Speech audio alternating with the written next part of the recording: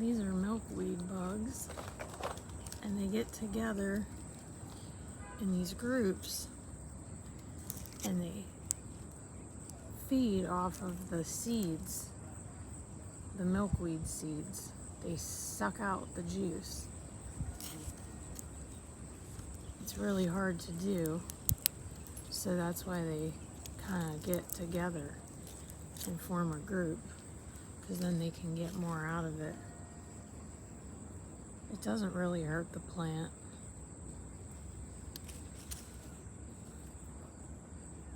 This is a swamp milkweed.